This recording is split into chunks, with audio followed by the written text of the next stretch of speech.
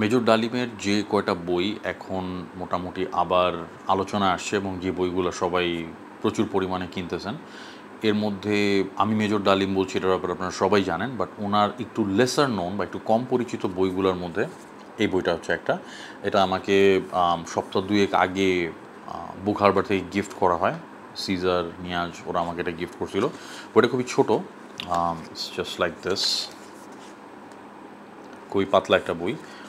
Only কত, so মাত্র 62 পেজেসের একটা বই। আর এটার সাথে আপনি এরকম একটা বুকমার্ক পাবেন, সো ভেরি সিম্পল। আর এটা পেপার ব্যাক, বাট খুব ভালো কোয়ালিটির পেপার ব্যাক, মানে খুব শক্ত কাগজে মলাটটা তৈরি করা, সো সহজে নষ্ট হবে না আর কি। তো এই বইটা অনেকেই আমাকে জিজ্ঞেস করতেছিলেন যে এই বইটা থেকে কী জানা যাবে, এটার ক্ষেত্রে কি মুক্তিযুদ্ধ পরবর্তী ইতিহাস সম্পর্কে জানা যাবে কি না। My plain and simple answer is no, absolutely not.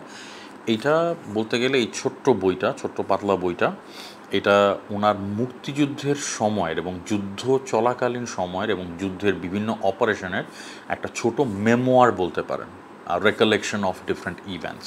কতগুলো ছোট ছোট গল্প আকারে এই জিনিসগুলো পেশ করা হয়েছে।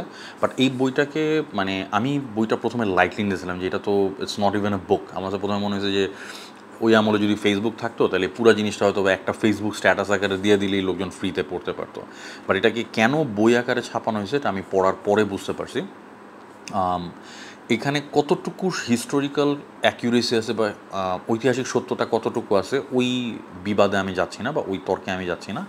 বাট আপনি যদি মুক্তিযুদ্ধ কেমন ছিল, গ্রাউন্ড ওয়ারফেয়ার কীরকম ছিল, এবং সবচেয়ে বড় কথা মুক্তিযুদ্ধের একটা বড় এলিমেন্ট ছিল গেরিলা ওয়ারফেয়ার। তো গেরিলা ওয়ারফেয়ারটা কীরকম ছিল এবং বাংলাদেশের আর্মড ফোর্স বা ইস্ট বেঙ্গল রেজিমেন্টের বা আমাদের ইস্ট পাকিস্তানের যে আর্ম ফোর্সেসের যারা ছিলেন তারা কিভাবে নেতৃত্ব দিয়েছেন সেই ব্যাপারগুলো জানতে হইলে এই বইটা আপনি অবশ্যই পড়ে দেখতে পারেন। আর এখানে সবচেয়ে বড় কথা, যুদ্ধের বা গ্রাউন্ড ওয়ারফেয়ারের বা গেরিলা ওয়ারফেয়ারের এমন ভিভিড বর্ণনা এবং এতটা ব্রুটাল বর্ণনা দেওয়া আছে, এবং কিছু কিছু ক্ষেত্রে আই উড সে যে আমি মানে বলতে হবে যে কিছু কিছু ঘটনা এখানে হৃদয় বিদারক। আপনার আপনার কাছে ডেফিনেটলি মানে পড়ে আপনি বুঝতে পারবেন যে মানে ওই সময় যুদ্ধটা কতটা নির্মম ছিল, কতটা আনফরগিভিং ছিল।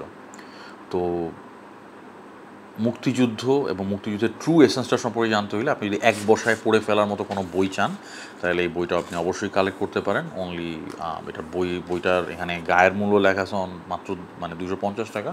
তো আপনি ছাড়টার দেওয়া হয়তো বা 150 টাকার কমেই পাওয়া যাবেন বইটা।